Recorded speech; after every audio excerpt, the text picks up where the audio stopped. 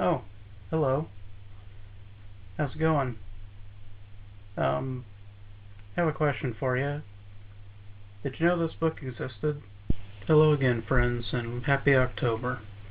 I hope your month's going good. I'm kind of in between big projects right now, so I wanted to give you something a little smaller, a little fun size, you could say.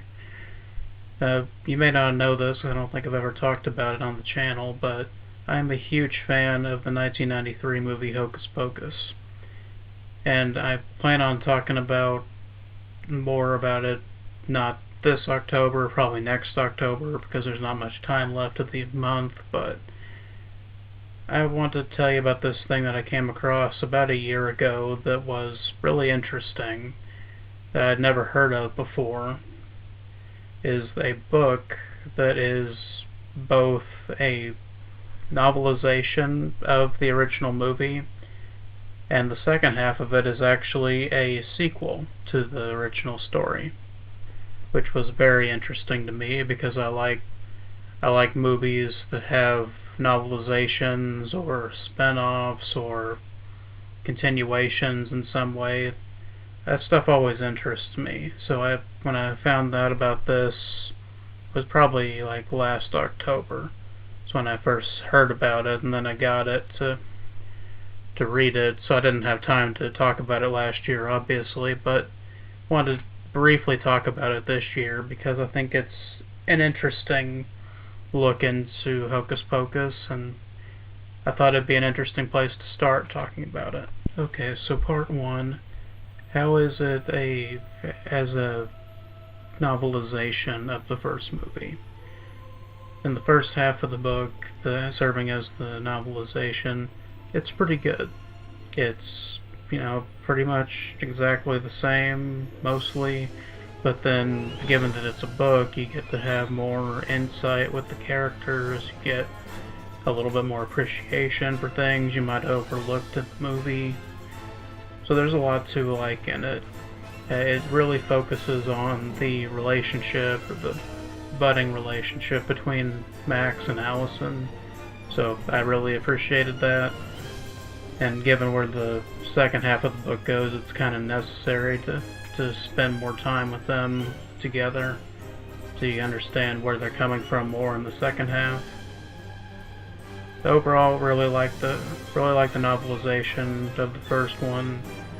It's good, and then I think it even kind of hints at something that happens in the sequel, if I remember correctly. I only had time to read through it once. I want to read through it again entirely, but I wanted to get this out for you, so I don't know, maybe I'll follow up on it at a later date. Okay, fast forward 25 years. Now it's the main event time. So how is the sequel to Hocus Pocus? Overall, I think it's pretty good.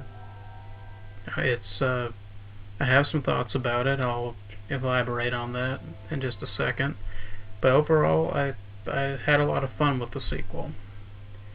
So it's set, 25 years after the first one. The first one happens in '93, so this one happens in 2018.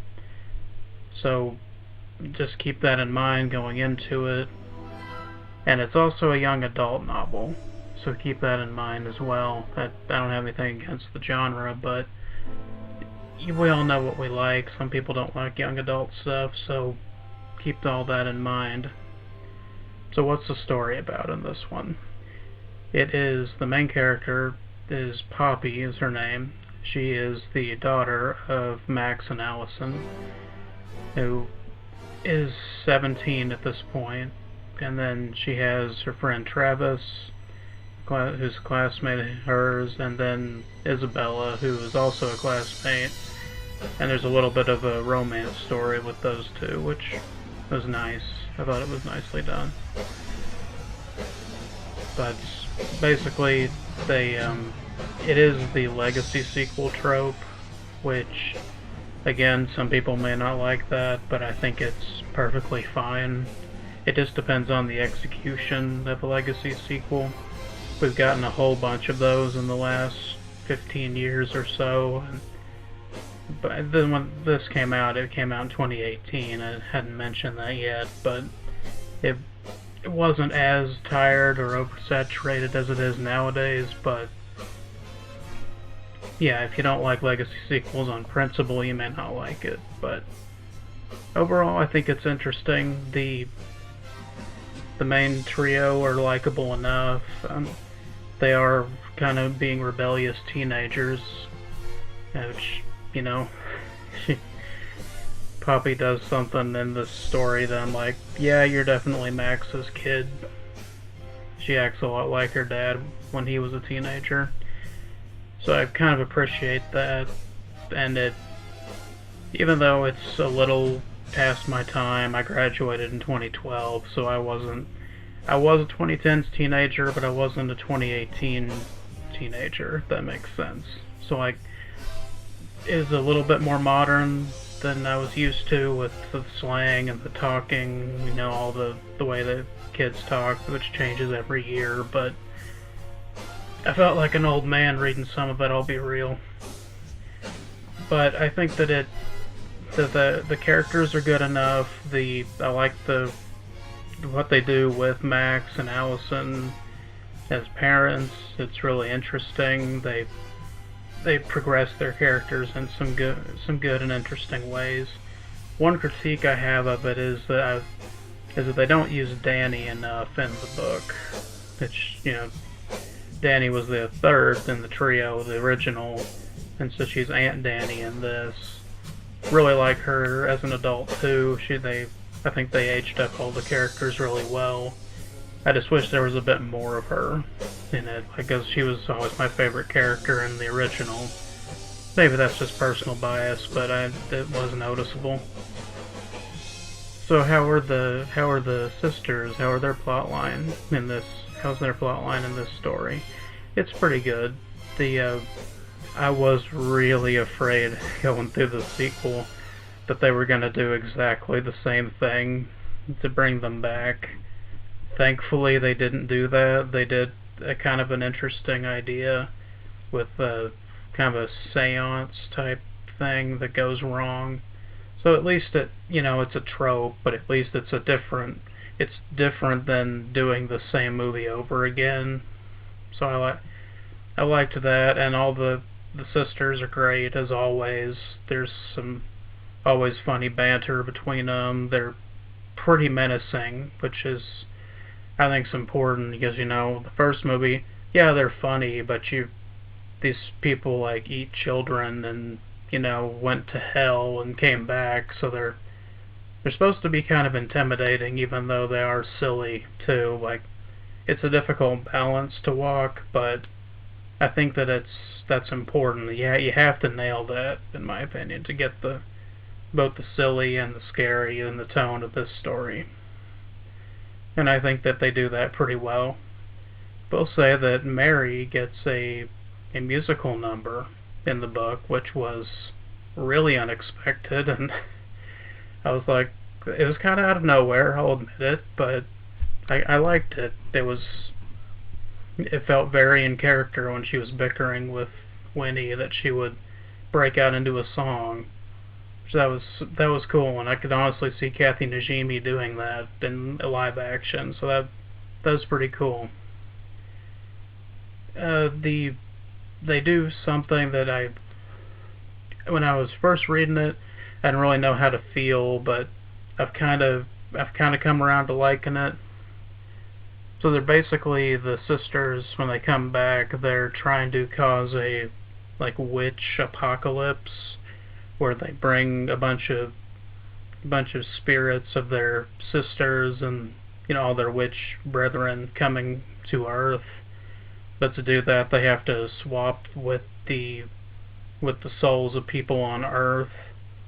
So it's really interesting. It's not like, at least it's I didn't expect it. It was kind of a new thing. But they do bring back their mother, is a character later on in the story when that whole thing happens. So I was like, okay, cool. We're at least kind of exploring that, because they always mention their mother in the first one. So I was like, what's she gonna be like if she comes back? And evil, very evil. Spoilers, not really, but yeah. Um, and then they did the thing where she comes back, and it's like, oh wait, so now she's gonna be the main villain. It's like, okay, I don't know if I love that. I like the trio being the villains, like the main villains, but it's done fine. It's not a deal breaker at all. But so I was like, so I like all the stuff with the characters. They're all pretty much in character, and there's some similar ideas explored in the sequel that are similar to the first one. But it's not a copy and paste like I was afraid it was going to be. There's plenty of differences, and there is at least one retcon that you may or may not like involving the Sanderson sisters, kind of changing something about their family history. I don't know if it's changing because there wasn't really like a hard and fast canon of what happens with their family anyway. So it's kind of fine. It's okay with me. But then I was like, I don't know if everyone's gonna like that, but you do you, you know. The one thing I will say is just really bizarre to me, and I'm not entirely sure what it implies, is the ending. The last, like, there's like the resolution with the characters, everybody at the end, so that's like, if this was a movie, that's where it would end. And then this other chapter happens a year later, I think. It's like an epilogue, technically. So I'm thinking in my head, if this was a movie, this would be like an after-credits scene. So it takes place in 2019, and then there's implying that like one of the